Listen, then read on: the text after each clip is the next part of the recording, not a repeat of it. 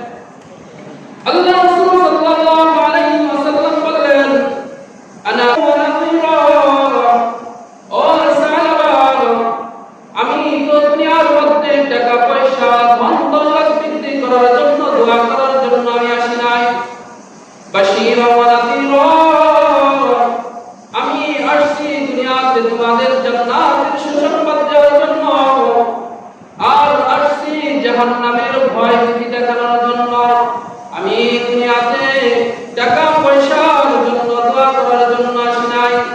আর এই টাকা পয়সার জন্য যদি দোয়াই করতাম, ওই দেখো উহুদ পাহাড় আল্লাহর কাছে দোয়া করলে উহুদ পাহাড় স্বর্ণে পরিণত হয়ে যেত। সমস্ত টাকা পয়সা সব কিছু আমার পিছনে পিছনে ঘুরতো। আমি রাসূল চাই না টাকা পয়সা, আমি রাসূল চাই একদিন ভালো থাকবো, একদিন কষ্টে কাটাবো, একদিন খেয়ে থাকবো, একদিন না খেয়ে থাকবো। যেদিন খেয়ে থাকবো আল্লাহর কাছে শুকরিয়া আদায় করবো, আর যেদিন না খেয়ে থাকবো ধৈর্য ধারণ করবো, আল্লাহ কল্যাণ দান করবেন। পরের দিন সাহাবা আল্লাহ রাসূল সাল্লাল্লাহু আলাইহি ওয়াসাল্লামের কাছে আসে, বলে ইয়া রাসূলুল্লাহ, ইয়া হাবিবাল্লাহ, আমার মন চাই আমি ধনী হতে, এবং এই গরিব মানুষ আছে তাদেরকে আমি সাহায্য করতে চাই, তাদের পাশে দাঁড়াইতে চাই। এই কথা শোনার পর আল্লাহ রাসূল সাল্লাল্লাহু আলাইহি ওয়াসাল্লাম বললেন, তুমি কি করো? বলে আমার কয়েকটি ভেড়া আছে, ওই ভেড়াগুলি আমি মাঠে চড়াই। আল্লাহ রাসূল সাল্লাল্লাহু আলাইহি ওয়াসাল্লাম তার জন্য হাত উত্তোলন করলেন, আল্লাহর কাছে দোয়া করলেন। দোয়া করার কিছুদিন পর আস্তে আস্তে তার ওই ভেড়াগুলি খাবারে পরিণত হয়ে ওট পালন শুরু করলো। এরকম তার খামার বড় হইতে লাগলো। সে মদিনার শহরের কিছু দূর ছিল। এক পর্যায়ে খামার বৃদ্ধি হওয়ার কারণে শহরের জায়গাগুলি অনেক দামি, এই কারণেই তার খামার বৃদ্ধি করবে, বড় করবে দেখে গ্রাম অঞ্চলে চলে যায়। আল্লাহ রাসূল সাল্লাল্লাহু আলাইহি ওয়াসাল্লামের পিছনে আগে 5 ওয়াক্ত নামাজ আদায় করত। এখন দেখি শুধু জোহর আর আসরে আসে, আর 3 ওয়াক্ত সে নামাজ আদায় করে না। তার খামার আস্তে আস্তে বৃদ্ধি হতে থাকে। এরপর সে সপ্তাহে শুধু জুমার নামাজ আদায় করতে আসে, আর 5 ওয়াক্ত নামাজ আল্লাহ রাসূল সাল্লাল্লাহু আলাইহি ওয়াসাল্লামের পিছনে আদায় করে না। একদিন আল্লাহ রাসূল সাল্লাল্লাহু আলাইহি ওয়াসাল্লামকে সাহাবা আজমাইনদের কাছে ফিরে বললেন, আমার সাহাবা কই? তাকে তো মসজিদে নামাজ আদায় করতে দেখি না, আবার মজলিসে বসতে দেখি না। সাহাবারা বললেন, ইয়া রাসূলুল্লাহ, ইয়া হাবিবাল্লাহ, সাহাবা আগে 2 ওয়াক্ত নামাজ আদায় করত, এরপর জুমার নামাজ আদায় করত, এখন আর আসে না।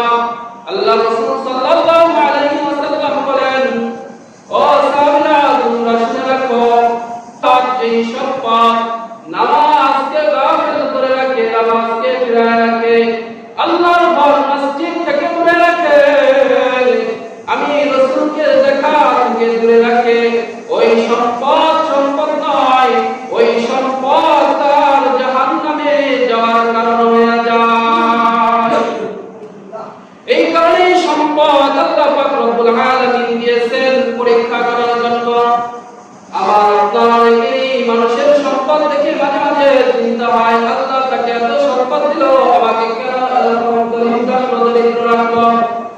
যদি দেখা যায় সেই সম্পদ আছে, উসমান গনির মতো সম্পদ তার নামাজ থেকে ফিরাইতে পারে নাই, সম্পদ তার যাকাত থেকে ফিরাইতে পারে নাই, রাসূলকে দেখা থেকে ফিরাইতে পারে নাই, ওই সম্পদ তার জান্নাতে যাওয়ার কারণ হবে। অপরদিকে দুনিয়ার লোকে দেখা যায় বড় টাকা পয়সার মালিক, কিন্তু মসজিদের সাথে সম্পর্ক নাই, টাকা পয়সার মালিক কিন্তু বাইতুল্লাহ ঘরে যাওয়ার তার কপালে জুটে নাই। টাকা পয়সার মালিক থাকা সত্ত্বেও যাকাত প্রদান করে কম কাপড় দেয়, এক ধোয়া দেওয়ার পর দ্বিতীয় 12টা পরার আর সমর্থবান থাকে না, পরার আর যোগ্য হয়ে থাকে না। এই কারণে আল্লাহ রাসূল বলে, সাহাবার সম্পদ হয়েছে, কিন্তু সাহাবার সম্পদ রহমত হিসেবে আসে নাই, ওর সম্পদ গজব হিসেবে ওর কাছে এসেছে। কারণ আমি রাসূল থেকে ওর সম্পদ ওকে দূরে নিয়ে গেছে, আমি রাসূলের পিছে নামাজ পড়া থেকে ওর সম্পদ ওকে দূরে নিয়ে গেছে। ওর সম্পদ জান্নাতের কাজে লাগবে না, ওর সম্পদ জাহান্নামে যাওয়ার কাজে লাগবে।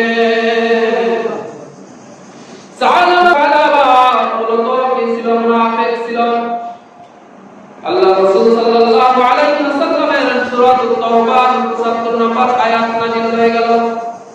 আল্লাহ রাসূল সাল্লাল্লাহু আলাইহি ওয়াসাল্লামের আয়াত নাযিল হলো যাকাত প্রদান করো। যারা যাকাত আদায় করার সমর্থবান হয়েছে, যাকাত আদায় করো এই নির্দেশ আসার পর সর্বপ্রথম সালবার নাম আসলো, এরপর বনি সুলাইমান গোত্রের এক ব্যক্তির নাম আসলো, এরপর তিনজনের মধ্যে ধনী রয়েছে সমস্ত ধনীগুলোর নাম আল্লাহ রাসূল সাল্লাল্লাহু আলাইহি ওয়াসাল্লাম সৃষ্টি করলেন। সাহাবা আজমাইনকে পাঠাইলেন, যাও যাও এই গোত্রগুলিতে যাইয়া কি করো, যাকাত আদায় করো।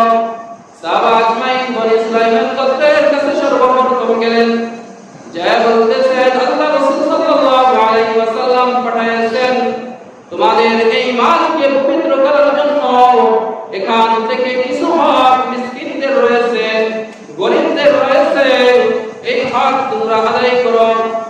বনি ইসরাইল গোত্রের সুলাইমান গোত্রের সেই ব্যক্তি বলল, আল্লাহর রাসূল যখন পাঠাইছেন এটা আল্লাহর আদেশ, কতটুকু দিতে হবে আমার জানা নাই, তোমরা হিসাব করিয়া যতটুকু হয় দরকার হয় এর থেকে দুইটা ছাগল বেশি নিয়ে যাও, যারা বেশি নিয়ে নাও, কিন্তু কম। এরপর সাহাবার কাছে গেলেন, বলে আল্লাহর রাসূল সাল্লাল্লাহু আলাইহি ওয়াসাল্লাম পাঠাইছেন যাকাত দেওয়ার জন্য, তোমার মালকে পবিত্র করো, তোমার মাল পবিত্র করো, তোমার যে অংশ মিসকিন গরিবদের রয়েছে তা দাও।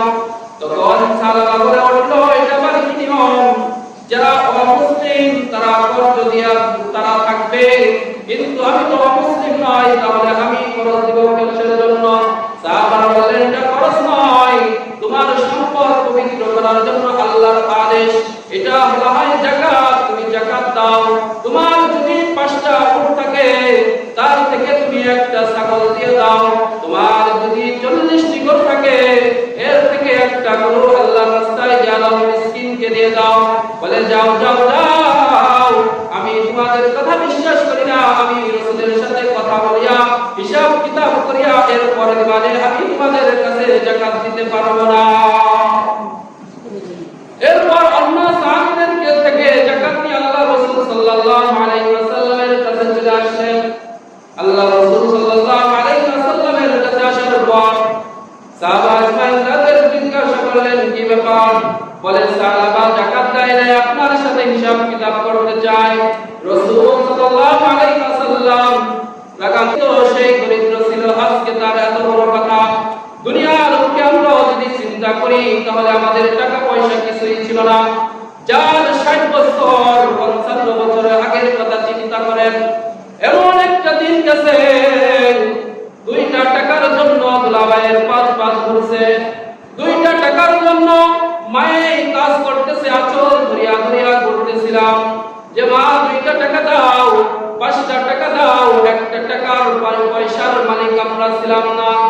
এরপর কেউ বাপ দাদার সম্পদ পাইয়া টাকাওয়ালা হইলাম, কেউ ব্যবসা বাণিজ্য করিয়া টাকাওয়ালা হইলাম, কিন্তু মূলত এই টাকা পয়সা দিনেওয়ালাকে, এই টাকা পয়সা দিনেওয়ালা আল্লাহ। নিচের দিকে খেয়াল করলে, পিছনের দিকের কথা স্মরণ করলে মনে হয় আমি তো 10টা টাকারও মালিক ছিলাম না, 2টা টাকারও মালিক ছিলাম না, 2টা টাকার জন্য কত পাঁচপাত করছি, আজকে কত টাকার মালিক হয়েছি যে আমার নিজের আয়ত্তের মধ্যে নাই। অনুমান করিয়া বলতে হয় এত টাকার সম্পদের মালিক আমি আছি, নির্দিষ্ট করিয়া বলতে পারে না, কারণ এই সকল টাকা পয়সা দিনেওয়ালা আল্লাহ। আল্লাহ পাক রব্বুল আলামিন টাকা পয়সা দিয়েছেন, ইহার থেকে এর বাকি আল্লাহ পাক রব্বুল আলামিন কিছু অংশ মিসকিন গরিবদের হক রয়েছে। তুমি যদি চিন্তা করো তুমি বিদাবি হওয়ার কারণে টাকা পয়সার মালিক হয়েছো, আল্লাহ বলেন না না না, তোমার থেকে অনেক বিদাবি দেখবা ফুটপাতের মধ্যে ঘুমায়, মানুষের কাছে যাইয়া কামলা দিয়া টাকা পয়সা অর্জন করিয়া খায়, তোমার থেকে ভালো শক্তিমান, তোমার থেকে ভালো জ্ঞানী, জ্ঞানবানী হলেই টাকা পয়সা হয় না না না, শরীরে জোর থাকলেই টাকা পয়সার মালিক হয় না না না। আল্লাহ পাক রব্বুল আলামিন বলেন, আমি কাউকে টাকা দিয়া পরীক্ষা করি, আবার কাউকে না দিয়া পরীক্ষা করি, কাউকে সন্তান দিয়া পরীক্ষা করি, কাউকে নিঃসন্তান রাখি আমি আল্লাহ পরীক্ষা করি, কারণ দুনিয়াটাই হইল পরীক্ষার জায়গা। সাহাবার কথা শুনে আল্লাহর রাসূল মন খারাপ করলেন। সঙ্গে সঙ্গে জিবরাইল আলাইহিস সালাতু ওয়াস সালাম আসলেন, বলে ইয়া রাসূলুল্লাহ, ইয়া হাবিবাল্লাহ, আল্লাহ পাক রব্বুল আলামিন বলেছেন দুনিয়ার মধ্যে এমন কিছু লোক থাকবে যারা টাকা পয়সা না থাকা আগে আল্লাহ পাক রব্বুল আলামিনের কাছে দোয়া করবে, ওয়াদা করবে, আয় আল্লাহ তুমি যদি আমার কাছে টাকা পয়সা দাও আমি তাহলে মিসকিনদের সহযোগিতা করব, শ্রেষ্ঠ লোকদের অন্তর্ভুক্ত হব, সৎ লোকদের অন্তর্ভুক্ত হব। আল্লাহ পাক রব্বুল আলামিন জানাই দিলেন, ও আল্লাহর রাসূল আপনি চিন্তা করেন না, আপনার আল্লাহ এত গরীব নয়, আপনার আল্লাহ গরীব নয় যে সালবান সম্পদ তার দরকার। এই আয়াত নাযিল হওয়ার সাথে সাথে সালবার মামা ওখানে উপস্থিত ছিল, দৌড়াইয়া চলে গেছে, বলে সালবা তোমার কপাল পুড়ে গেছে। বলে কি ব্যাপার? বলে তোমার আয়াত নাযিল হয়েছে, এই আয়াত নাযিল হয়েছে কিয়ামত পর্যন্ত তোমাকে মুনাফিক হিসেবে মানুষ জানবে। সালবা চিন্তা করে গেলেন, মূলত সে ছিল মুনাফিক। 500 ছাগল ভেড়া উট নিয়ে মসজিদে নববীর বারিন্দার পাশে রাখলেন। আল্লাহ রাসূল সাল্লাল্লাহু আলাইহি ওয়াসাল্লাম নামাজ পড়ানোর পর দেখে আওয়াজ, বলে কি ব্যাপার, এত ছাগল ভেড়ার আওয়াজ কেন? সালাবা দাঁড়িয়ে বলে ইয়া রাসূলুল্লাহ আমি যাকাতের মাল নিয়ে এসেছি। সাহাবাকে আল্লাহ রাসূল বললেন না না না, তোমার মাল আল্লাহ পাক রব্বুল আলামিন গ্রহণ করবেন না, কারণ তুমি মাল আনছো আল্লাহর জন্য নয়। এই নামাজের সময় মাল আনছো যাতে মানুষ দেখে। সাহাবা 100 ঘোড়া দিয়েছে, উট দিয়েছে মানুষ দেখানোর জন্য। মূলত আল্লাহ পাক রব্বুল আলামিন তোমাকে এই মাল দিয়েছিল পরীক্ষা করার জন্য, যে আমি যাকে দেই নাই তাকে তুমি সহযোগিতা করো কিনা। আল্লাহ গরীব নয়, আল্লাহ গরীব নয়, সমস্ত কিছু দেনওয়ালা ওই আল্লাহ। আল্লাহ তোমাকে দিয়া পরীক্ষা করতেছে, তুমি মনে করছো আল্লাহ তোমার থেকে সম্পদ চায়। এই কারণে যাকাত প্রদান করা, যাকাতের নিসাব হলো 52 ভরি রূপা, 7.5 ভরি স্বর্ণ, যার কাছে আছে 1 বছর অতিবাহিত হয়। বর্তমান হিসাব করিয়া যার কাছে 60 থেকে 70 হাজার টাকা, এই চাঁদ থেকে পরবর্তী বছরের চাঁদ পর্যন্ত চাঁদের হিসাব যার কাছে থাকবে তার উপর যাকাত ফরজ আইন, তার উপর যাকাত ফরজ। যেই মহিলাদের কাছে 7 ভরি স্বর্ণ আছে তার উপর যাকাত ফরজ। এই যাকাত এই মাল থেকে কি করা হবে? মালকে পবিত্র করা হয়। নবী বলেছিল কারণকে, হে কারণ তোমার সম্পদ থেকে কিছু অংশ কি করো, যাকাত প্রদান করো, মালকে পবিত্র করো। বলে না না, মালকে আমার পবিত্র করার কোনো দরকার নাই, আমার মাল আমারই থাকবে, আমি কেন মানুষকে দেব? ওই কারণের মাল সমস্ত কিছু আল্লাহ পাক রব্বুল আলামিন জমিনের মধ্যে ঘিরে দিয়েছিলেন। এই কারণে আল্লাহ রাসূল সাল্লাল্লাহু আলাইহি ওয়াসাল্লাম বলেন তোমাদের মালকে যদি পবিত্র করো তাহলে তোমাদের ওই মাল নিরাপদে থাকবে, আল্লাহর জিম্মায় থাকবে।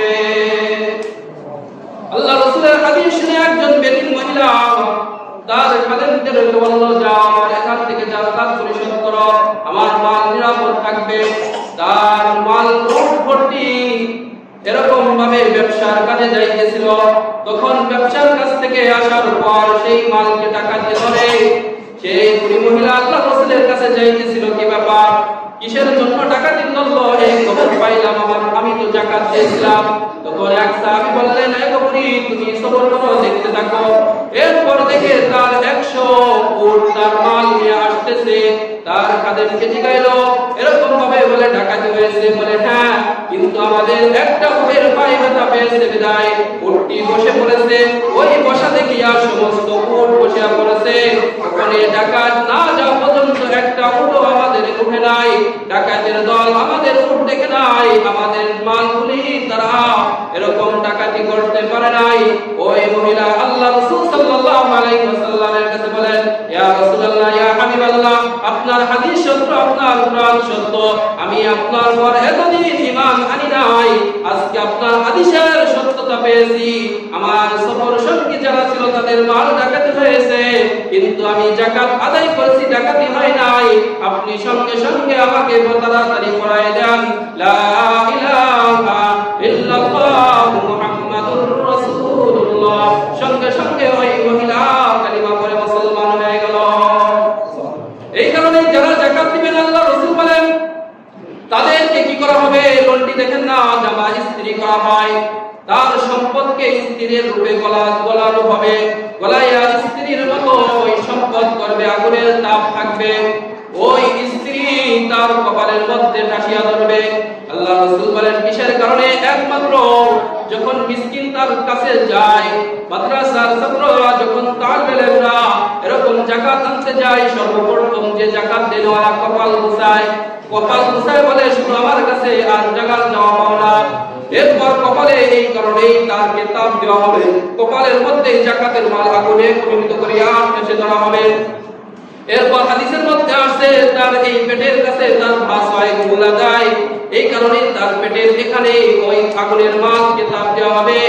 এরপর পিঠ ঘুরাইয়া চলে যায়, এই কারণে ওই মাল তার পিঠে ঠাসিয়া ধরা হবে।